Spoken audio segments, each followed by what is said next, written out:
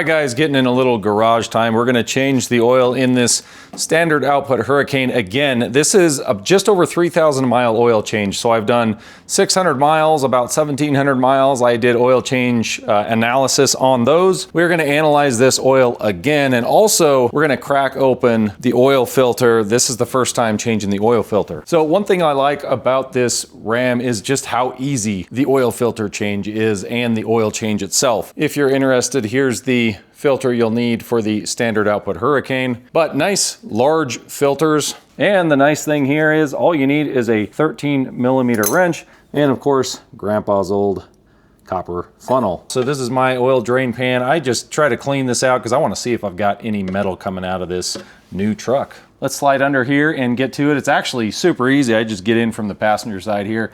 You can slip under almost, halfway under and just crack it open. It's so fast. Here's your drain plug, 13mm. All right, I'm just gonna pull this bolt out and let this drain a little bit. Just let it drain a little bit and then get the sample here and kind of in the middle of it. Seems like maybe they went a little overboard from the factory. This is no joke, man. Someone or some machine put this on like crazy. That is way too tight. I'll let it kind of drain off the filter there. Nice that it is still, it seems to miss this cross member, so I don't think I'm gonna have to be cleaning up a ton of oil after this. Really simple oil change other than the fact that the filter was on insanely tight from the factory. Oil looks kind of like turbocharged oil does, but I have been towing with it. Probably have about 600 miles towing, so hopefully this will come out, but there's where the oil filter goes. And give this a little wipe under here, kind of clean this off a little bit. It's super easy to get to all this stuff. It's just all vertical, easy to clean. You can see that inner ring there. It's just an O-ring. Just inspect that O-ring and make sure it looks good. I don't see this really worn or anything. Looks pretty good. And it does get tight. The threads get tight right away, which is a little weird. And I did pre-fill this oil filter multiple times. They're pretty big filters and they'll kind of soak it up and you can just keep filling them and then wet that O-ring around the lip of the oil filter. We're just gonna go hand tight on this. Hand tight, and hopefully it's easier to get off than what it was from the factory. Not much oil residue under here, actually really simple to clean up, which is what I like. So here's another look at that filter installed and clean. And you can see there's the drain plug. Super easy to clean all this off. Slip right out and up we go. I mean, I'm not a spring chicken. This is just super easy. If you do the filter, you're looking at 7.5 quarts exactly. If you don't do the filter and you're doing that initial break-in, I found that 7 quarts was perfect as far as the oil fill level on the dash. These don't have a dipstick, so you need to pay attention to how much you're measuring and putting in.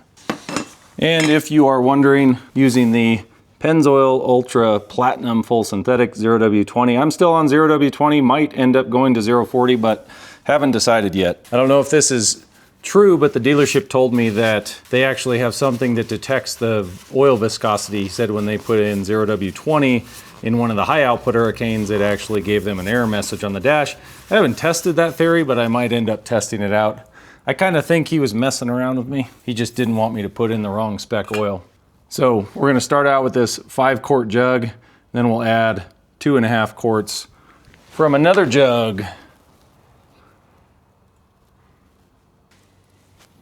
All right, there we go, all buttoned up, all cleaned up. So we're gonna crack open this used oil filter and see if there's any metal in this thing.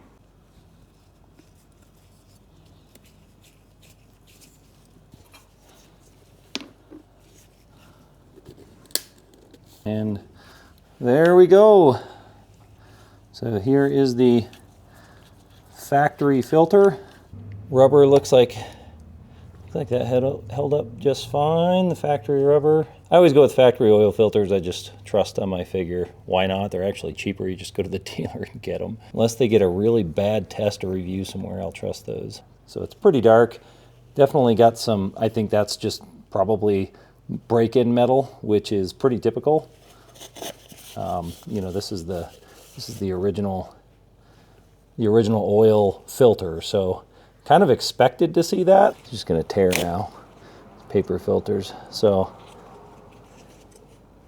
man, not bad.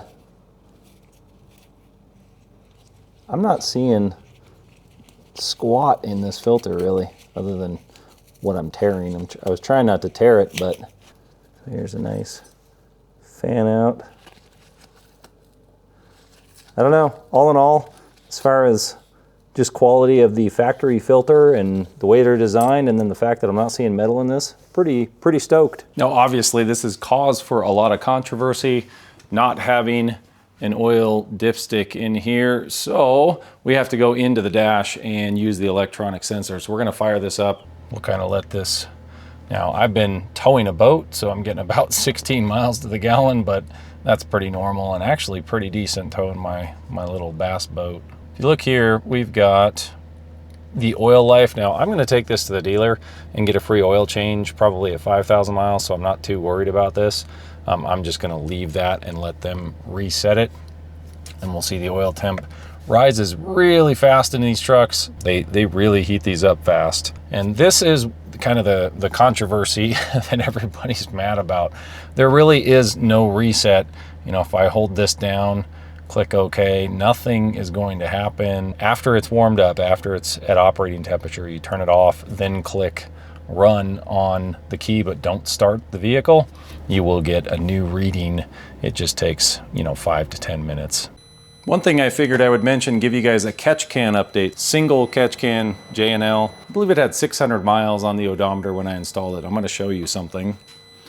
And so far, at 3,000 miles, this is actually what I've collected out of it. Actually not a ton of junk coming out, even though I think catch cans are probably a good idea. And I'd still install them, especially I see some of these guys with like GM 5.3 V8s and others, and they're collecting a lot more than I am. But I do think that says something maybe about this engine just being super efficient. Like, I'm not getting a ton of stuff in this catch can. Maybe if I had a dual system on, it would catch a little more, but seems to be pretty efficient engine. We are gonna send this off to Blackstone. I'll get you guys a video on that for 3,000 miles. My hunch is that maybe you just need to do like a 500 or 1,000 mile oil change initially and then just go to 5,000. That's my hunch. Anyway, after looking at these oil analysis, I think maybe the 500, 1,500, 3,000 might be a little overkill for some people, but that's what I'm doing to test it out, so you guys can go look at all of the old oil analysis videos. I do measure the oil as it comes out. So this was an empty one. I got 5 quarts out of the truck, and then this one I actually had 2 quarts from another car in it. So we've got almost 7.5. What I removed was just under 7.5 quarts, which makes sense because some's still left in the filter, some's still left in the truck. So doesn't seem like it's burning a lot. You don't have to do it every oil change. Maybe every, I don't know, 10,000, 20,000 miles, just do one oil change and see what you get out of it in a 5,000 mile interval. A lot of you guys with GM trucks, lifter problems, things like that, or as you get up into 80,000, 100,000 miles, you're gonna probably start burning oil. You're gonna be able to tell if your rings are locking up or if your lifters are going bad and you're starting to burn more oil before you spin bearings and before you have a problem. A lot of guys just check the dipstick and they're like, my oil's low, I know when it's low. Well, you can actually tell how much burn you have. You don't just need to add oil. Leading indicator of problems. I did clean this out. I always just clean it out after every oil change. I don't want my garage to stink like oil anyway. But there was no metal or debris, no glittery, sparkly mess. So far, hey, I have been actually really happy with this truck. I know I've made my complaints list of it. I'm about to go through kind of underneath and show you guys what I think of kind of the hardware that they put on this truck as far as, you know, CV joints, the painting, the coating on the frame, all that stuff. I think they did a really good job. I thought maybe I'd have more problems. Haven't had any check engine lights yet, so we'll see. And I've been towing that little boat right there, 18-foot tracker. I've probably gone 600 miles, 700 miles on a probably 50 to 70 miles an hour with that trailer, and getting like 16 most of the time. So 16 miles per gallon towing a little trailer isn't too bad either. So they're pretty efficient if you use the cruise control. That's gonna do it for this video. Thanks for watching, guys, and we will catch you on the analysis of this hopefully soon. Thanks for watching. Till next time.